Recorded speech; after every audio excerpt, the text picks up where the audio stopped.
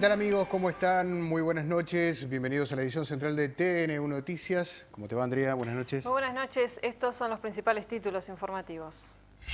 José Mujica aseguró que el país tiene una imagen internacional positiva y que ha dado un salto enorme en materia de inversiones, aunque dijo que los uruguayos estamos lejos de darnos cuenta. El presidente criticó duramente a los picapleitos, que son parásitos del sistema jurídico y que buscan llevarse millones y millones con juicios contra el Estado. El 52% de las personas asesinadas en 2012 tenía antecedentes penales, reveló el ministro del Interior, Eduardo Bonomi. Importante encuentro del Congreso de Intendentes en Durazno. El presidente José Mujica explica las propuestas para compensar la caída del ISIR. Los gremios de la educación plantearon su plataforma reivindicativa al Poder Ejecutivo.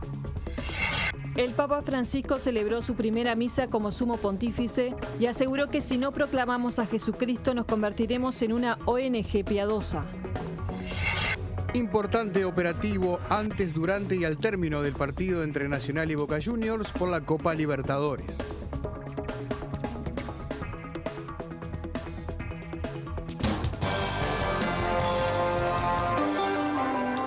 El Congreso Nacional de Intendentes está reunido a esta hora en Durazno.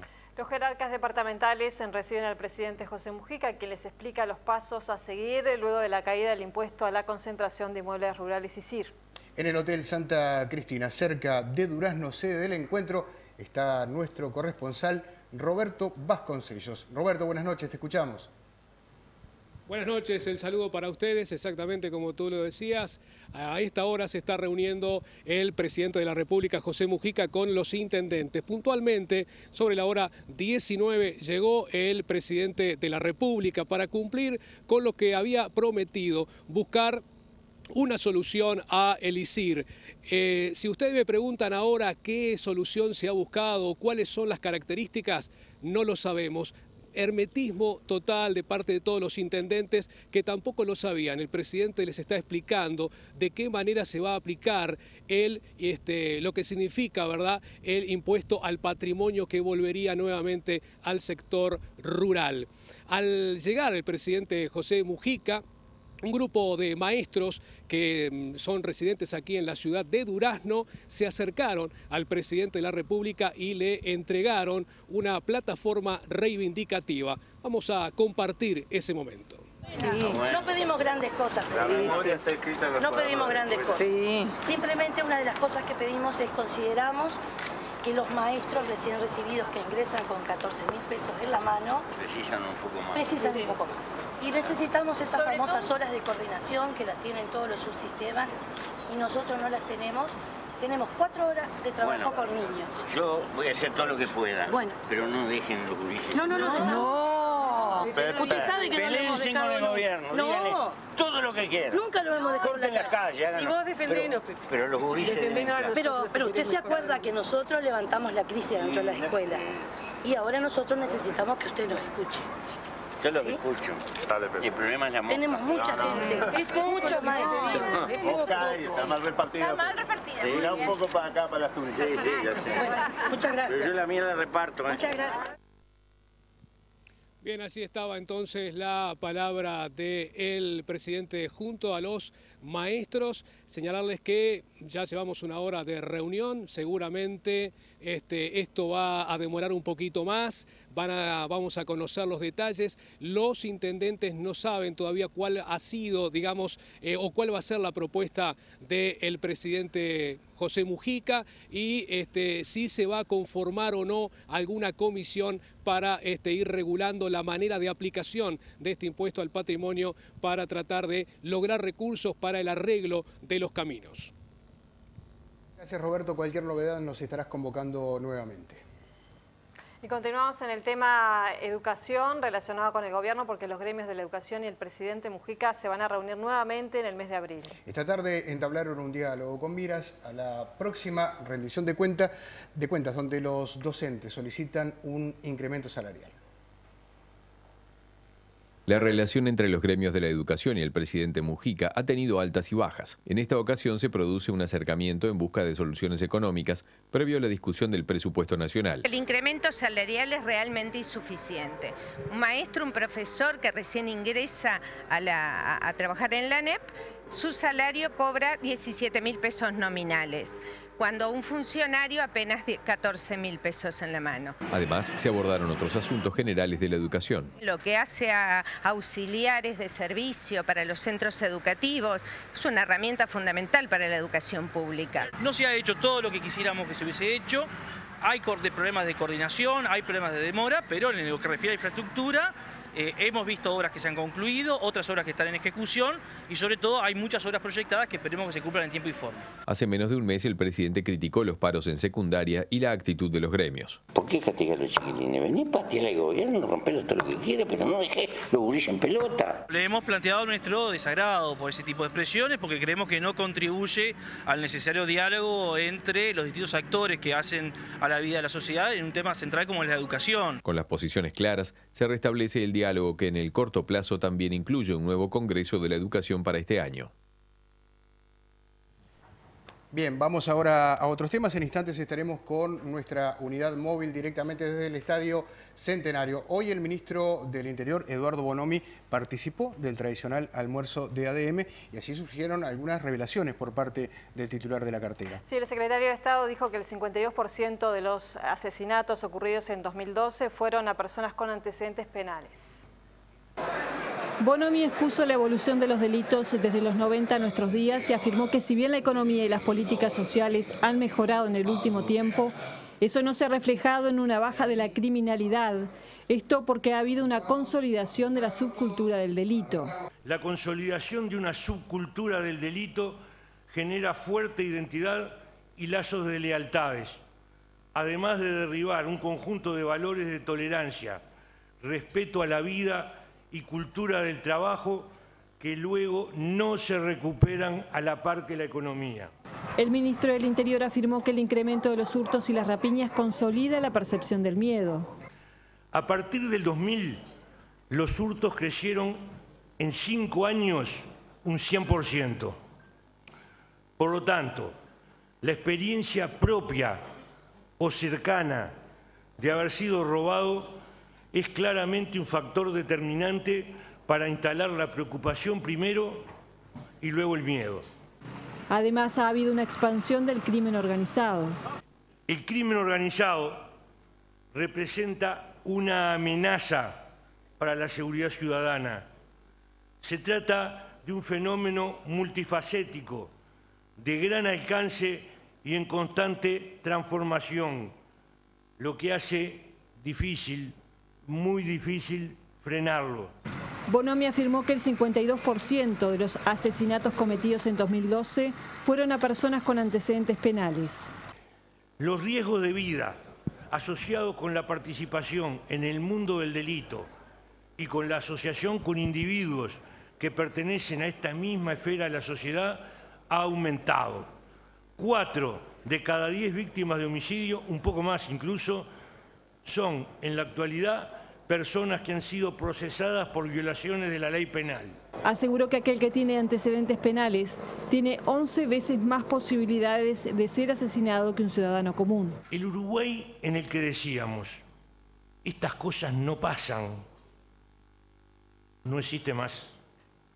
Y sin duda es uno de los duelos por lo que estamos atravesando, el de la pérdida de una ciudad en la que nos criamos prácticamente todos los que estamos acá, de vecindad, de puertas sin llaves y de otras muchas nostalgias que seguiremos teniendo al respecto.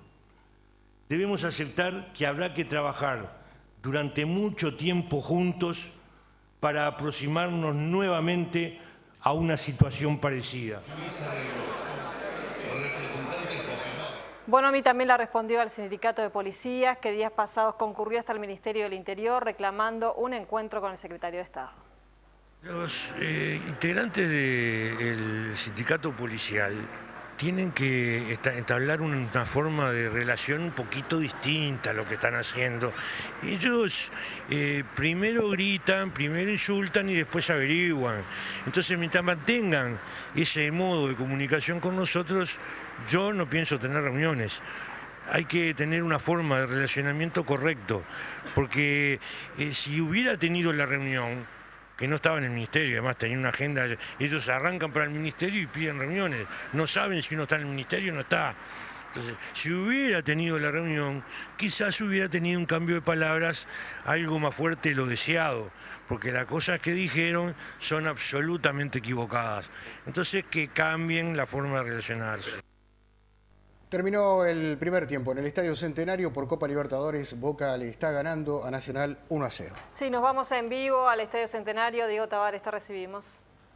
¿Qué tal, Pepe, Andrea? Buenas noches para todos. Terminó el primer tiempo del partido entre Nacional y Boca Juniors por Copa Libertadores. Un clima atípico. Es el cuarto partido de la zona de grupos, pero se vive como si fuera una semifinal o hasta una final. A lo largo del día se vive así y aquí en el Centenario el clima es de un partido de definición. En los primeros 45 minutos lo terminó ganando Boca en esas cuestiones raras que tiene el fútbol. Comenzó mejor el equipo Ceneice, después Nacional se acomodó, lo alejó a Riquelme de la zona de influencia, un gran trabajo de Adrián Romero que permanentemente le marcó la espalda, no lo dejó girar y lo hacía jugar a 20-25 metros del arco de Baba. Después el penal que malogra Iván Alonso, la expulsión del zaguero Pérez y todo parecía que quedaba para que Nacional pudiera inclinar la balanza y sacara ventaja esta noche aquí en el Centenario. Todo fue lo contrario. Nacional no se agrandó, Boca tampoco se achicó y sobre el cierre del primer tiempo Riquelme desde los 11 metros frío, calculador, no duda, no piensa, la manda a guardar y así es como Boca, sin merecerlo, termina ganando el primer tiempo que perfectamente era para un empate. Vamos a ver lo mejor de los primeros 45 minutos en el Centenario del Boca 1, Nacional 0. Romero va Santiago, ojo con Albín, atención, pelota para Albín, ahí está, se pasa, penal, para mí fue penal, penal para Nacional, penal para Nacional, expulsado Claudio Pérez, Pérez tocó, marcó 3 veces, las 3 con infracción. Señoras y señores, hay penal para Nacional, lo desacomodaron en la carrera el delantero, así va, Alonso, afuera, saque de arco. La tiró por arriba Alonso, que fue, son pocos pasos, y acariciando la pelota. La remata acariciando, no la asegura. A Riquelme, amagaron todos y va Boca, va. Riquelme va a la comba, sale Baba. Y entonces, ¿qué cobró? Penal. ¿Qué cobró? Penal, penal, penal. Penal para Boca.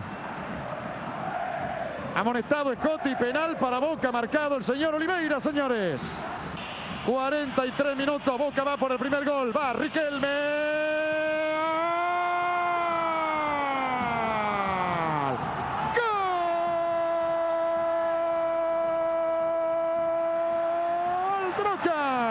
Lo hizo Riquelme, 43 minutos, señoras y señores. Boca 1, Nacional 0, Riquelme lo hizo. Andrea, bueno, se habla de un importante operativo antes, durante y después de este partido. Diego, ¿qué novedades tenés al respecto?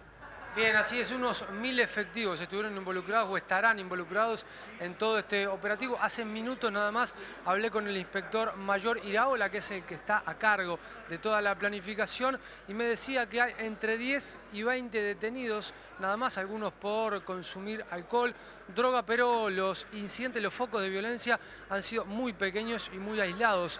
Lo que él me decía era hacer hincapié en decir, hasta el momento todo se desarrolla con normalidad. No hubo choques entre la hinchada nacional, tampoco con los hinchas de Boca, tampoco en la interna del equipo Ceneice, que era una de las cuestiones que más se temía, controlarlos desde el paso fronterizo hasta aquí, hasta el Estadio Centenario. Hasta el momento todo transcurre con normalidad. Lo que aún no se resolvió es cuál de las dos parcialidades se va a retirar antes del partido. Esto se va a hacer en el transcurso del segundo tiempo y lo más lógico parece que salga primero la gente de Boca Juniors para que no se repita lo que pasó en el Peñarol Vélez, que salió primero la hinchada de Peñarol, que son más en cantidad, y después cuesta bastante más evacuar a la hinchada visitante. Hasta el momento entre 10 y 20 detenidos nada más en una verdadera fiesta con todas las garantías de seguridad adecuadas para el juego de Copa Libertadores entre Nacional y Boca Juniors.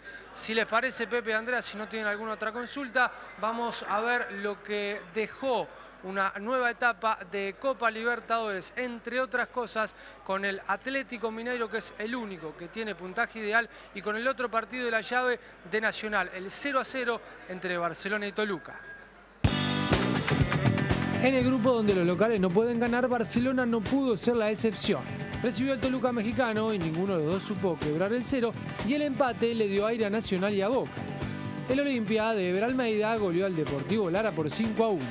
Martín Silva, Sebastián Groza fueron titulares, mientras que Juan Manuel Salgueiro entró para jugar los últimos 9 minutos. Corinthians goleó al sorprendente Tijuana del turco Mohamed, que llegaba con puntaje ideal. El defensor del título lo ganó por 3-0 con Alexandre Pato, Paolo Guerrero y Paulinho poniéndole la firma a la victoria. Con un agasajado Ronaldinho en La Paz, Atlético Mineiro estuvo a la altura y le ganó al The Strongers por 2-1. El equipo brasileño es el único con puntaje ideal en la Libertadores. No hubo focos de violencia, y lo otro a destacar, va ganando Boca Juniors al término del primer tiempo con gol de penal de Riquelme. Recordar que Iván Alonso también tiró un penal, pero lo terminó fallando, por eso el equipo de Bianchi está ganando en el Centenario 1-0. Gracias, Diego, buen trabajo, hasta luego. La directora de la Administración de Servicios de Salud del Estado, Beatriz Silva, explicó que se adelantará el cronograma de pago de los funcionarios. La forma en que se hará efectivo será acordando en un encuentro con los funcionarios que se realizará mañana. Silva explicó que se incluyó un artículo en la rendición de cuentas, en acuerdo con los sindicatos, que implica el aumento de salarios para enfermería, limpieza, cuidados intensivos y cocina. Este proceso a su vez cuenta con un cronograma fijado, conocido y aceptado por los funcionarios. Se planteó por parte de la Federación la posibilidad de que se adelantara ese cronograma. En algunas de las cosas sí se pudo y en otro no. Por eso nosotros cumplimos el cronograma que nos habíamos comprometido en principio y estamos haciendo el esfuerzo para poder adelantar de aquel previsto algunas de las fechas. El dinero está autorizado. El plan de trabajo está definido, hay un refuerzo de personal de distintas unidades para que la liquidación que corresponda se haga en los tiempos más cortos posibles. En tanto, la ministra de Salud Pública, Susana Muñiz, anunció que ya están los nombres de quienes ocuparán los cargos de Director General de la Salud y Director General de Secretaría, aunque no quiso adelantar nombres hasta no tener el visto bueno del presidente Mujica. Dijo que los criterios para su selección fueron principalmente técnicos, aunque se tuvo en cuenta la visión política de cara a la reforma de la salud. En otro orden, adelantó que los técnicos del Ministerio mantendrán un encuentro con personal de OCE para intercambiar información y buscar una solución al estado del agua potable. Y en otros temas, el comandante en jefe del Ejército, Pedro Aguerre, fue internado esta tarde en el Hospital Militar a raíz de un pico de presión. Días pasados, el titular del Ejército había renunciado al centro militar por rumores contra su persona sin fundamento, según manifestó el propio Aguerre en una misiva dirigida al presidente de ese centro militar.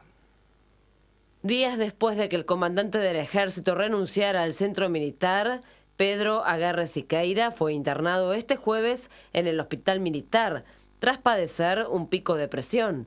El comandante Aguerre permanecerá 48 horas en observación en ese nosocomio, pero su estado es bueno, según pudo conocer TNU Noticias. La semana próxima la directiva del centro militar se reunirá para analizar el alejamiento de Aguerre. Días pasados, fuentes militares dijeron a la República que las medidas de reestructura adoptadas por el comandante del Ejército, sumadas a su sensibilidad en relación a la problemática de los derechos humanos, generaron malestar en algunos militares retirados, también socios del centro militar. El Ejército Nacional no es una horda, malón o algo similar. El Ejército Nacional no aceptará, tolerará ni encubrirá a homicidas o delincuentes en sus filas.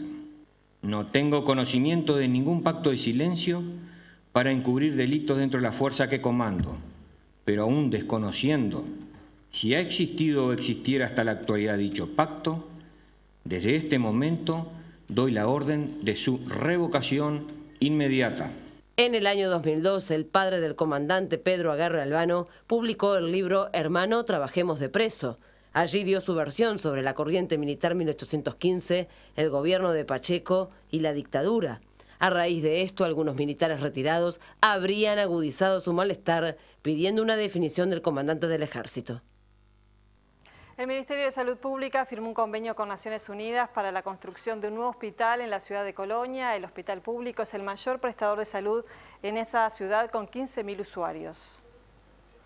El nuevo hospital será construido en un terreno donado por la Intendencia a las afueras del casco histórico de Colonia. El costo inicial de la obra asciende a los 20 millones de dólares. Va a tener 50 camas de dotación de cuidados moderados, va a tener una cantidad de servicios de apoyo, tanto del sector ambulatorio, pero fundamentalmente cocina, lavadero, radiología y todos los servicios de mantenimiento que soporten eventuales crecimientos de un hospital que requerirá, si así la población lo necesita, la ampliación. El actual hospital tiene 102 años de construido y se encuentra ubicado en el centro histórico de Colonia. Ha sido un hospital que nunca en los 100 años ha tenido mantenimiento y está obviamente orquestado desde las necesidades de ese momento, que distan enormemente de las necesidades de hoy. La directora Gabriela Bone relató cómo se acercó al presidente Mujica para hacerle saber la necesidad de un nuevo nosocomio. Fue en la fiesta de la Patria Gaucha el año pasado, que digo, dadas sus características, que supuestamente nunca anda con seguridad, me fui arrimando al palco y cuando vi que estaba al lado le dije... No tenía un papel porque estaba de lloro y de hojota, llena de barro, y le pedí saqué un papelito de la basura y escribí una notita con una lapicera que me dieron en el carrito de choripán y le anoté la necesidad del hospital, que yo estaba segura que la conocía, pero le dejé mis datos y mi teléfono para que ver si podíamos hacer algo juntos para que se sea realidad.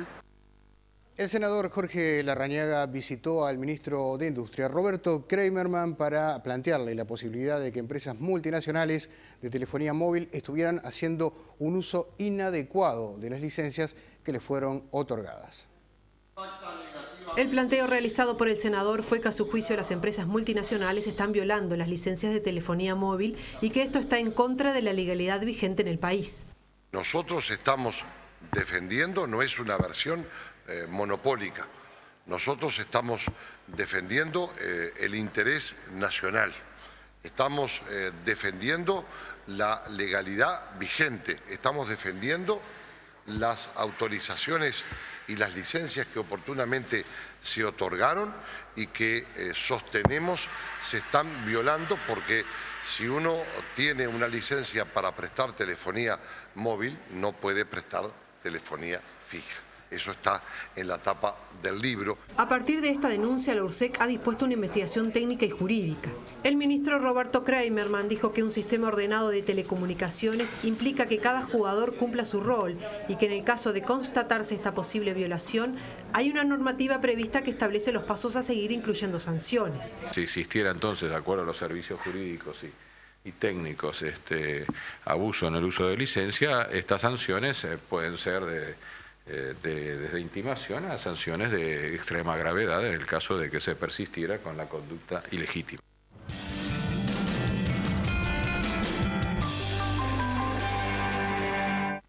El economista de la consultora CPA Ferrer, Gabriel Odone, indicó que hay una desaceleración esperable de la economía, describió que hay tensión en los precios y un encarecimiento significativo en dólares. El economista Gabriel Odone considera que el gobierno debe tomar previsiones para evitar que la inflación se dispare del 8% que la consultora prevé.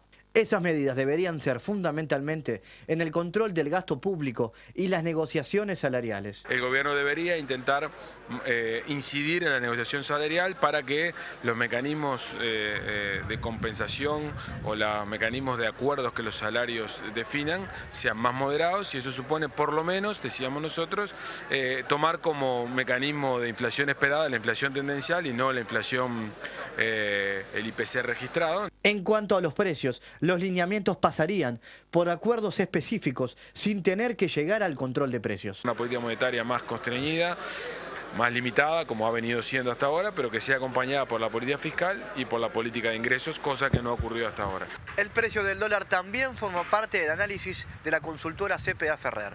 Según el economista Gabriel Odone, no superaría los 19 pesos durante este año 2013. El dólar más bien va a tener una tendencia a ir hacia abajo y no hacia arriba. Más bien lo que vimos ayer del dólar bordeando los 19 pesos es algo que seguramente ocurrirá en las próximas semanas, dependiendo de cómo esté la inflación.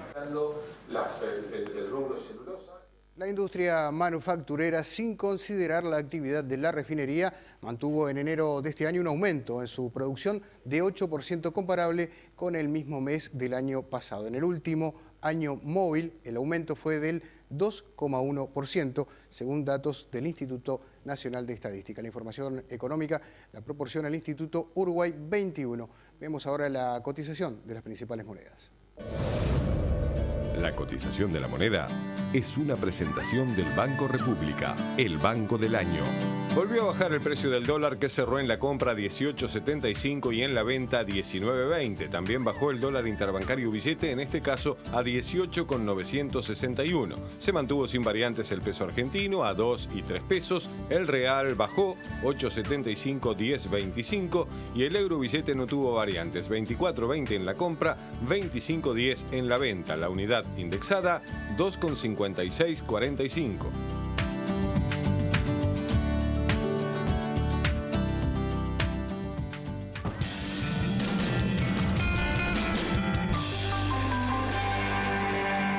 Este programa es presentado por Antel. Usa giros de bits que te permite enviar y recibir dinero estés donde estés.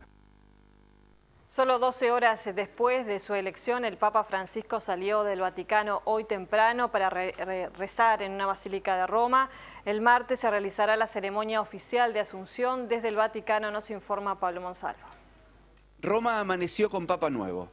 El flamante pontífice argentino Francisco cumplió su promesa y se presentó en la catedral que tendrá a cargo como obispo de esta ciudad, Santa María Mayor, para agradecerle a la Virgen su elección como Papa número 266 de la historia. En la Plaza de San Pedro, a menos de 24 horas de haber sido electo, cientos de peregrinos provenientes de todo el planeta celebran la elección del primer Papa no europeo, un latinoamericano. Es un orgullo, la verdad es un orgullo. Es una nueva experiencia tener el primer Papa latinoamericano, ¿verdad? De origen argentino. Estamos muy contentos.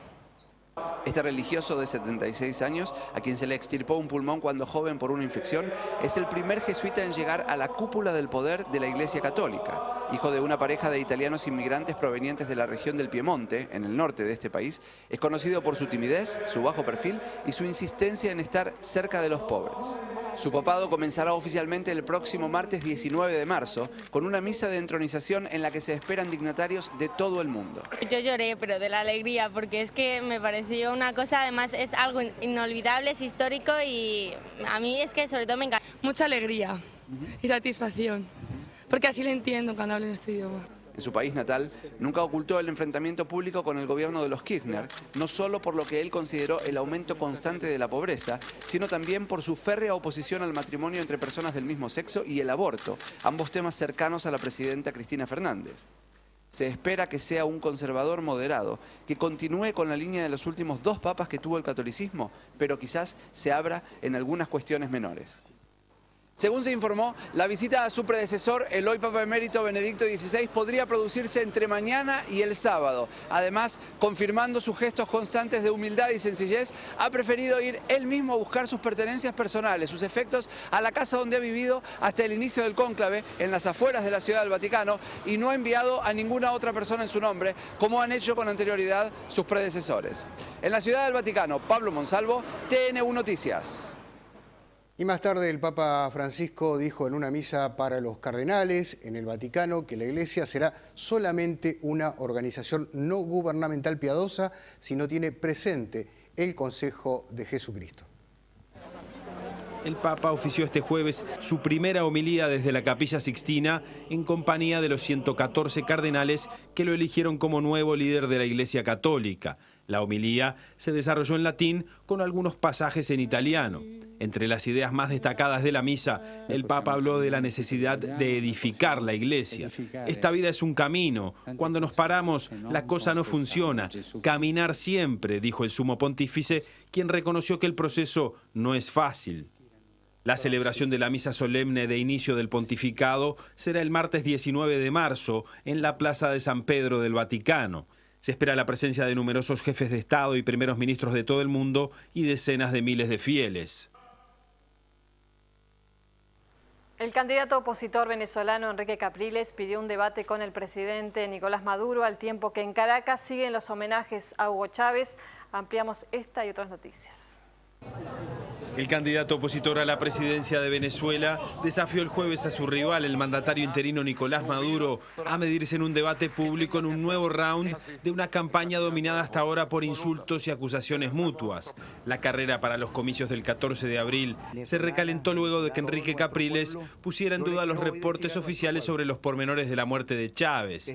Capriles, de 40 años, se excusó este jueves en una entrevista con una radio local si alguna palabra suya había herido algún sentimiento de los deudos del presidente. En tanto, los venezolanos continúan trasladándose a la Academia Militar en Caracas para rendir homenaje a Chávez. Este viernes está prevista una parada militar y luego se hará un recorrido hasta el Museo Histórico de la Revolución, donde permanecerán sus restos.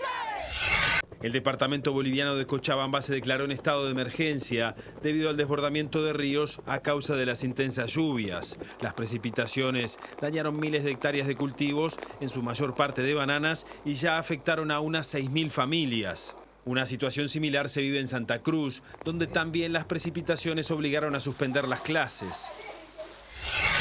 Más de 20 personas murieron y unas 30 resultaron heridas luego de una serie de atentados simultáneos perpetrados este jueves contra las sedes de distintos ministerios y entes oficiales iraquíes en el centro de Bagdad.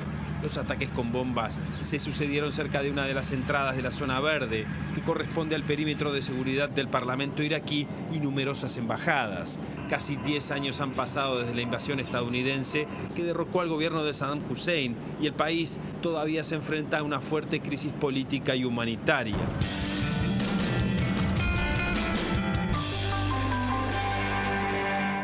La banda uruguaya No Te Va a Gustar presenta El Calor del Pleno Invierno este sábado en el Velódromo.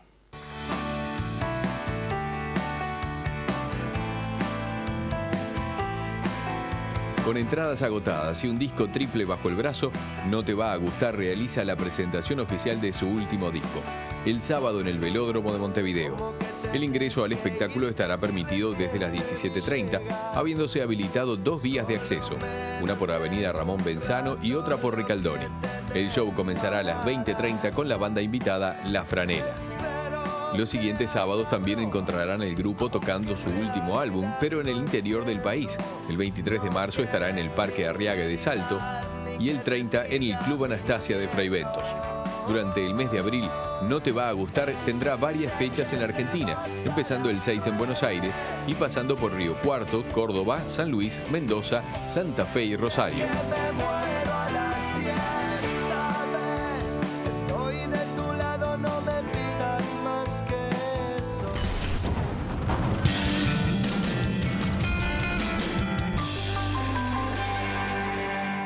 Se inauguró hoy la 18ª edición de la Expo Activa en Soriano. El informe es de nuestro corresponsal Carlos Hornos. El ministro de Ganadería, Agricultura y Pesca en el acto inaugural de la Expo Activa en su 18ª edición dijo que el termómetro de lo que sucede en el sector en el país está representado aquí. Tabaré Aguerre tomó el tema central este año de la muestra, la innovación, indicando que es un factor multiplicador de trabajo y remarcó la importancia del valor agregado que generan las producciones del agro, contrariamente, dijo, a lo que muchas veces se piensa. Agregamos muchísimo valor cuando vendemos una tonelada de lomo o una tonelada de cuota Hilton, a 14 o 15 o 16 mil dólares, donde estamos vendiendo genética, naturaleza, alimentación, inocuidad, trazabilidad, certificación. Es decir, no es por casualidad que las industrias más importantes de este país son industrias vinculadas al agro. En la Expo Activa este año son cerca de 400 los expositores, representando unas 700 marcas que muestran el avance tecnológico en maquinaria, insumos y servicios para el agro. Esta Expo Activa es el reflejo del país productivo, de la gran producción, de lo que significa hoy para el campo, para el país, para la economía del país. Este año nos ocupamos un poco más hacia la ganadería, porque cuando tuvimos el Congreso de Aiguá era un problema el costo de gasoil, lo hicimos todo este año la propulsión a sangre para que ellos vengan a ver qué se puede hacer. Además de las empresas en la muestra, se observa la presencia de ministerios y entes nacionales. Durante 4 días, los organizadores estiman que unas 20.000 personas estén visitando la exposición. Desde Soriano, Carlos Hornos, TN1 Noticias.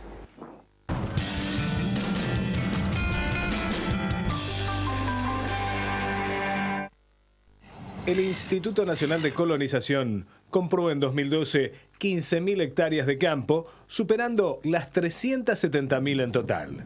La promesa del presidente José Mujica antes de asumir su mandato fue de comprar 250.000 hectáreas nuevas, y si bien es una meta que está lejos, para el presidente del instituto, Andrés Berterreche, tampoco es imposible. En 2012 se dinamizó el proceso de entrega de tierras y cada 6 días se realiza una nueva adjudicación. Hoy, el Instituto Nacional de Colonización tiene colonias en todos los departamentos del país, menos en Montevideo, y la última adjudicación completa fue en diciembre a la colonia Juan José Morosoli, compuesta por 33 productores. En momentos en que se discute la concentración y extranjerización de la tierra, el mayor propietario de campos en nuestro país es el propio Estado uruguayo. ¿Qué tal? ¿Cómo están? Buenas noches. Hoy en el espacio de los jueves, en nuestra entrevista, recibimos al presidente del Instituto Nacional de Colonización, Andrés Berterreche. ¿Qué tal? Buenas noches. Gracias por su tiempo. No, gracias a ustedes por invitarme y dejar que cuente lo que hace el Instituto Nacional de Colonización, que a veces está un poco olvidado en lo que es la sociedad uruguaya. Un instituto que cumplió 65 años de vida. El 12 de enero cumplió sus primeros 65 años. ¿Cuál es el funcionamiento del instituto? ¿A quiénes atiende? ¿Cómo se llega a ser parte de una colonia hoy por hoy? Sí, el instituto es un ente autónomo que tiene como fin adjudicar tierra a aquellos que no pueden acceder por la vía del mercado, asalariados rurales y productores familiares que, queriendo vivir de y en el campo, no logran estabilidad. El instituto le da la estabilidad, les permite desarrollarse y tener una producción familiar, tanto a asalariados rurales como a productores familiares, acorde a lo que es toda la producción familiar, en un momento en que la producción familiar viene disminuyendo y es fundamental por muchos motivos, pero sobre todo por el tema de desarrollo rural. A veces decimos es como un verdadero instituto de reforma agraria. Decíamos que actualmente el Estado uruguayo es el mayor propietario de tierras. ¿Y cómo se eligen esas tierras?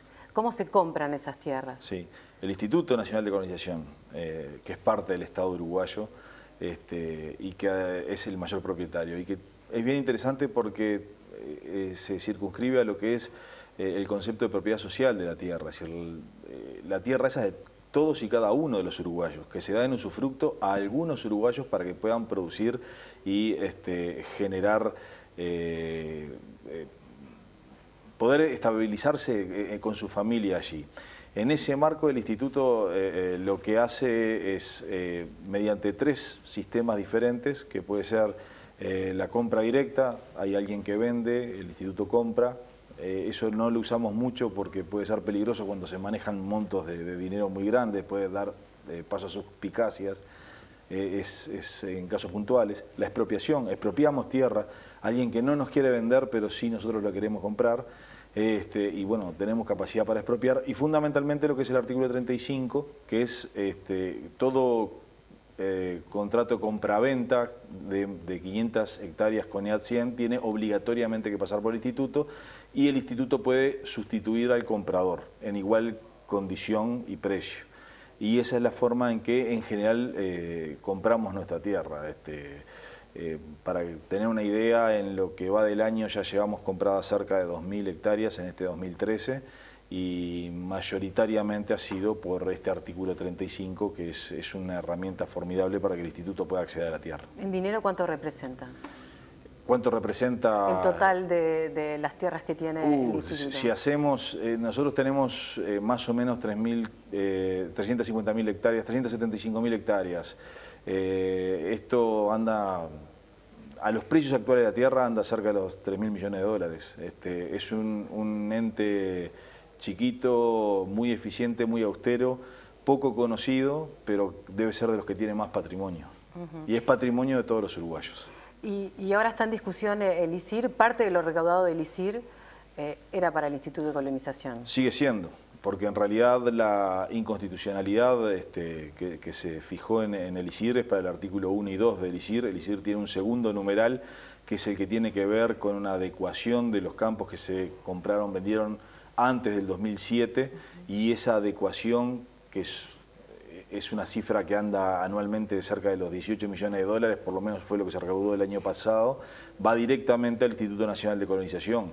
Eso no está en cuestión y va a seguir, porque es una de las formas más importantes que tenemos para acceder a la compra de tierra y llegar, no sé si a las 250.000 hectáreas, pero seguro que a las 55.000 hectáreas.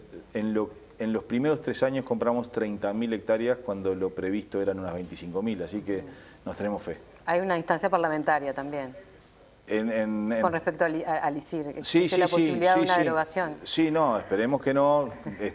Calculo que se va a tener en cuenta, porque no se va a derogar algo que no está cuestionado bajo ningún concepto. Entonces, eso además nos permite financiarnos y nos permite, por ejemplo, lo que compramos con el ISIR, fueron estas 2.800 hectáreas que hoy en prensa han salido a luz allá en Artigas, a los cuales se le ha dado 500 hectáreas, se le va a dar 500 hectáreas al sindicato azucarero, a UTA, y el resto se va a llamar a concurso para que todos los ciudadanos puedan ingresar, si tienen un buen plan, a ese predio. Sí, ahora que menciona la UTA, están un poco molestos. No deberían. Pretenden tener... Deberían estar más agradecidos que molestos, porque... De acuerdo al comunicado, ellos reclaman que de esas hectáreas, en realidad, de las 2.800 hectáreas que se compraron, se les dieron 500. Se le van a dar 500 en adjudicación directa. Ellos reclaman 2.000 hectáreas. Sí, en realidad la adjudicación directa es para ellos, es decir, 500 hectáreas que no entran en un concurso de los demás. Ahora, el resto de los ciudadanos también tiene derecho. El resto de los asalariados rurales tiene derecho. No se les prohíbe presentarse, pero en el resto tienen que concursar con el resto de los ciudadanos y de las organizaciones de trabajadores y asalariados rurales y productores familiares.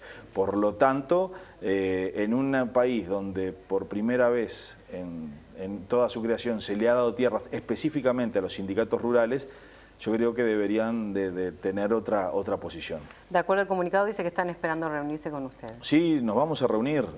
Ahora es muy difícil reunir en un estado casi que de confrontación, cuando además nosotros no tenemos confrontación. Nosotros somos unos aliados estratégicos para UTA.